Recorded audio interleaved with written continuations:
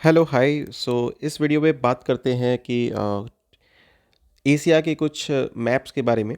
तो एशिया के मैप में हम बात करेंगे जो काफ़ी ज़्यादा इम्पोर्टेंट सेक्शन है, जो कि टू द पॉइंट पेपर में आता है, स्पेशली पेपर में आता है। ठीक है, ज़्यादा पूरी मैप की डिटेल में नहीं बताऊंगा, बट जो कुछ इंपॉर्टेंट चीज़ बताऊंगा कि जो जो कि पेपर में हमेशा रिपीटेडली आते हैं। जैसे कि इस मैप में जो पहली पिक है ये टोक्यो की दी गई है बगल में। तो टोक्यो जो है होन्शुओ आइलैंड पे होता है, तो ये याद रखना, Tokyo is on the Honshu island.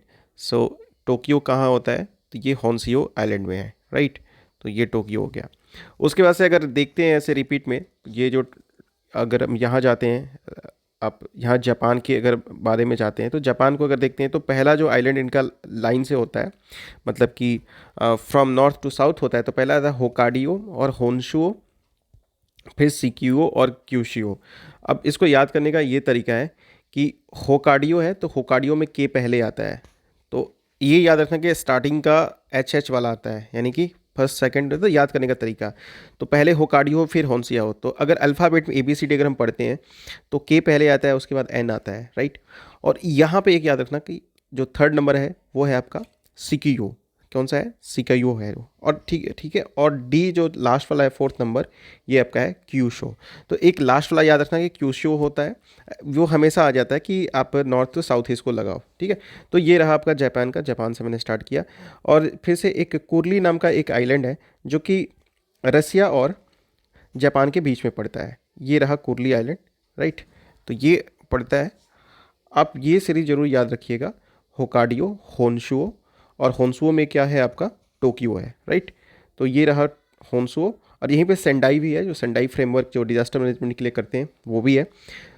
तो ये चीज़ हुआ, ओके। उसके बाद एक ओसाका है, ओसाका, नागोया, ये सब भी काफ़ी और ये हिरोशिमा जो है ये सिकोकू आइलैंड में है। तो अगर पूछते क्वेश्चन में कि हिरोशिमा जहाँ पे बॉम्ब गिरा गया था वो कहाँ पे है, तो सिक्यो आइलैंड में है, राइट। तो इस हिसाब से ये हुआ। और अगर बात करते हैं तो यहाँ ट्रॉपिक ऑफ कैंसर यहाँ पास करती है इंडिया, इंडिया से भी पास करती है ट्रॉपिक ऑफ कैंसर। तो ट्रॉपिक ऑफ कैंसर ये रहा आपका लाइन। तो ट्रॉपिक ऑफ कैंसर देखते हैं तो किस किस से जाता है, तो रेड सी से जाता है, ठीक है। उसके बाद ये सऊदी अरेबिया से जाता है, देन UAE, फिर उसके बाद ओमान, फिर इंडिया, एंड देन फिर आपका बांग्लादेश, फिर म्यांमार, फिर चाइना, फिर वियतनाम, वियतनाम का थोड़ा सा पार्ट लग जाता है, फिर ताइवान। तो ये आपका होता है यहाँ ट्रॉपिक ऑफ कैंसर का, राइट। तो ट्रॉपिक ऑफ कैंसर आप याद रखना, सऊदी अरेबिया, यूएई, यूएई हो गया आपका, ओमान हो गया, इंडिया हो गया, म्यांमार हो गया, और एक वॉल्केनिक आइलैंड ऑफ जापान में थोड़ा सा पार्ट पड़ता है। इक्वेटर की अगर बात करते हैं तो दिस इज़ इक्वेटर आपका लाइन। तो अफ्रीका से होते हुए जाता है इक्वेटर। तो यहाँ पे आपका मालदीव, फिर आपका सुमात्रा, ठीक है, यानी कि इंडोनेशिया, फिर आपका बोर्नियो आइलैंड, राइट। और फिर आपका ये इंडोनेशिया होते हुए ये आपका बोर्नियो में भी पड़ता है आपका, और ये फिर पूरे इंडोनेशिया से होते हुए ये पास कर जाता है। तो सबसे इजी है इक्वेटर को याद करना कि मालदीव, इंडोनेशिया और बोर्नियो, राइट। ओके, अब बात कुछ और करते हैं। जैसे कि पता है आपको इंडोनेशिया की कैपिटल क्या है, जकार्ता है। तो ये जो जकार्ता है ये आपका जावा आइलैंड पे है, राइट। ये जो इंडोनेशिया के बहुत सारे आइलैंड का एक ग्रुप है। तो ये जकार्ता कैपिटल कहाँ है आपका, जावा आपका जो जो उसकी कैपिटल जकार्ता है वो आपका जावा नाम की आइलैंड पे है। फिर उसके बाद से एक और हमेशा क्वेश्चंस में आता है कि ब्रुनोई आइलैंड जो है ये किस किस कंट्रीज़ के बीच में शेयर है। तो ब्रुनोई, एक ब्रुनोई के साथ में मलेशिया के बीच में और इंडोनेशिया के बीच में, इनके तीन कंट्री ये शेयर करती हैं ब्रुनोई ये आइलैंड की। ये काफ़ी इंपॉर्टेंट आइलैंड है, यहाँ पे काफ़ी सारे माइनिंग साइट्स भी मिलते हैं। तो ये सब भी चीज़ें हैं। तो अब देखिए पूरे डिटेल में नहीं जाएंगे, थोड़ा थोड़ा चीज़ मैंने बता दिया है आपको, और पूरे डिटेल में स्टडी करेंगे कभी बाद में। बट अभी जो कि इन वन वे में कौन सा पेपर में इंपॉर्टेंट आ जाता है ये देख लेते हैं, राइट। ओके, फिर आपको इसी के मैप में, इसका जो फिजिकल मैप है वहाँ पे जाते हैं। तो जैसे आपने कास्पियन सी का नाम सुना होगा, राइट। तो कास्पियन सी ये रहा आपका यहाँ पे। तो एक बार फिजिकल मैप में देख लेते हैं कास्पियन सी, पॉलिटिकल मैप में ये रहा कास्पियन सी। और इसको सैर कौन करता है, एक आपका तुर्कमेनिस्तान करता है जिसकी कैपिटल है अस्बागात। फिर उसके बाद आपका ईरान, ठीक है, फिर उसके बाद अजरबैजान, ठीक है, फिर देन आपका रसिया और कजाकिस्तान। तो इसका एक शॉर्टकट काफ़ी फेमस टर्म चलता है कि इस शॉर्टकट का नाम है तारिक। तो तारिक आपका हो जाता है कैस्पियन सी के लिए। तो ये तारिक कीवर्ड चलता है काफ़ी ज़्यादा कि कास्पियन सी का तारिक नाम चलता है। तो ये हो गया आपका।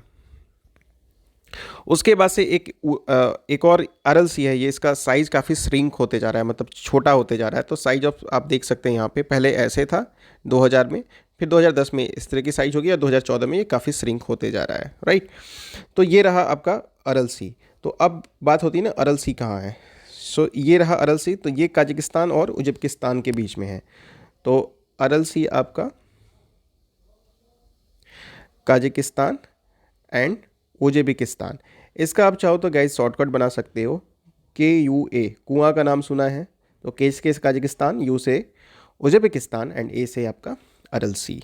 तो ये हो गया। फिर उसके बाद से आपका अगर कैस्पियन सी के बारे में एक और मैं आपको बताता हूँ, ये लार्जेस्ट लेक है और ये इंडोफेरिक बेसिन भी है। और यहाँ पे एक कैकस माउंटेन है। आप ये कैकस माउंटेन बिल्कुल कैस्पियन सी से लगते हुए है ये, और ये अजरबैजान बकाऊ वाला एरिया आता है। और ये जो कैस्कस माउंटेन है ना, ये काफ़ी ना मतलब यहाँ इस माउंटेन रीजन के पास हमेशा इनस्टेबिलिटी लगी रहती है। मीन्स कि कुछ बहुत सारी प्रॉब्लम्स जो वहाँ पे लगे रहते हैं, प्रॉब्लम्स लाइक पॉलिटिकल प्रॉब्लम। तो इसलिए कैकस माउंटेन्स काफ़ी ज़्यादा न्यूज़ में रहता है हमेशा। अजरबैजान और ये इसका आपका बाकू जो उसकी कैपिटल है अजरबैजान की, और उससे एक अजरमेनिया जो कंट्री है सर, उसमें काफ़ी इनका इशू चलती है। ये अजरमेनिया और ये अजरबैजान हुआ, तो इनमें इशू होती है इसको लेके। तो और ये कैस्पियन सी के पास में ही लगता है। तो कैकस माउंटेन्स थोड़ा सा याद रखने वाली बात है। उसके बाद रेड सी, जैसे कि पता है आपको, रेड सी जो है आपका यहाँ पे आपका ये स्वेज कैनाल है जो मेडिटेरेनियन सी को और रेड सी से जोड़ता है। उसके बाद से ये स्ट्रेट ऑफ बल्ब मैदान है जो ये आपका गल्फ़ ऑफ एडन को आपको जोड़ता है। गल्फ़ ऑफ एडन आप देख सकते हो यहाँ पे। फिर उसके बाद से यहाँ पे अगर एक और पर्शियन गल्फ़ काफ़ी फेमस रहता है, तो यहाँ पे गल्फ़ ऑफ ओमान है और यहाँ पे स्ट्रेट ऑफ होमरूज है, ठीक है। तो ये पर्शियन गल्फ़ के लिए स्ट्रेट ऑफ होमरूज काफ़ी ये हमेशा न्यूज़ में रहता है, चूँकि ईरान का पार्ट है पर्शियन गल्फ़। और ये पर्शियन गल्फ से किसको जोड़ता है, तो गल्फ ऑफ ओमान को, राइट। तो ये याद रखना है। उसके बाद से आपको थार डेजर्ट पता है। फिर से आपको पाक स्टेट के बारे में पता होगा, ये श्रीलंका और आपके इंडिया के बीच में है। और ये गल्फ ऑफ मन्नार और बे ऑफ बंगाल को भी जोड़ता है, ठीक है जी। तो ये हो गया। उसके बाद से गोबी डेजर्ट आप देख सकते हैं यहाँ पे, this one Gobi desert. Gobi desert ये आपका चाइना और मंगोलिया के में है। टकला मकान डेजर्ट है, ये आपका कहाँ है, तो ये भी चाइना में है। तामीर बेसिन चाइना में है। और उसके बाद से ये एक शेयर दरिया रिवर है, ये आपका यहाँ पे ये भी एक काफ़ी थोड़ा सा फेमस रिवर है, ठीक है। उसके बाद से ये लेक बैकाल, जिसको लार्जेस्ट फ्रेश वाटर मतलब इन वॉल्यूम इसको कहते हैं, और ये रिफ्ट वैली में है और ये रसिया में है। लेक बैकाल इज़ कहाँ पे है आपका, lake Baikal is in the Russia. और ये वॉल्यूम में लार्जेस्ट लेक है, मतलब बहुत सारे वाटर हैं इसमें इन वॉल्यूम। और ये फ्रेश वाटर है, रिमेंबर दिस, यहाँ पे आपको फ्रेश वाटर मिलता है, नॉट कि सॉल्ट वाला, है ना, मीठा पानी मिलता है। और ये रिफ्ट वैली, मतलब कि ये रसिया के रिफ्ट वैली में है, ठीक है। अगर पूछे तो ये किस तरह टाइप का लेक है, तो रिफ्ट वैली टाइप का लेक है। ये रहा आपका उरल माउंटेन्स। ये उरल माउंटेन्स आपका यूरोप और कहते हैं इसकी बॉर्डरिंग पे होता है, तो ये उरल माउंटेन्स हो गया। उसके ऐसे साइबेरिया के बारे में पता है। ओके, एक और चीज़, जो सबसे मिनिमम टेम्परेचर है जो अर्थ पे, वो आपका है वेरहोयान्स। ये आपका -67 डिग्री टेम्परेचर यहाँ पे चला जाता है, राइट। तो ये हुआ। अब कुछ बात करते हैं क्लाइमेट के बारे में। तो वार्म करंट और कोल्ड करंट जैसे कि ओशन में होता है, और सबसे वेटेस्ट प्लेस और सबसे कोल्डेस्ट प्लेस, तो यहाँ पे रसिया का, जैसे मैंने बताया, वही उसका जो रीज़न है, वर्खुयास्ताक रसिया, ये यहाँ पे सबसे लोएस्ट टेम्परेचर दिखाया गया है -30 डिग्री। और ये मैसोनम सबसे आपका हाईएस्ट रेनफॉल होता है। मैसोनम आपको पता होगा, ये आपका इंडिया में है, राइट। तो ये आपका एक्चुअली मेघालय में है मैसोनम। उसके बाद से आपका जो तीरथ तस्वी इजराइल का में हाईएस्ट टेम्परेचर रिकॉर्ड किया गया है। ओके, तो ये हुआ। अब कुछ ओशन करंट के बारे में देख लेते हैं।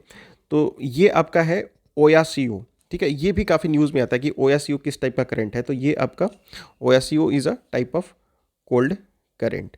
तो ये आपका ओयासियो क्या हो गया, कोल्ड करंट हो गया।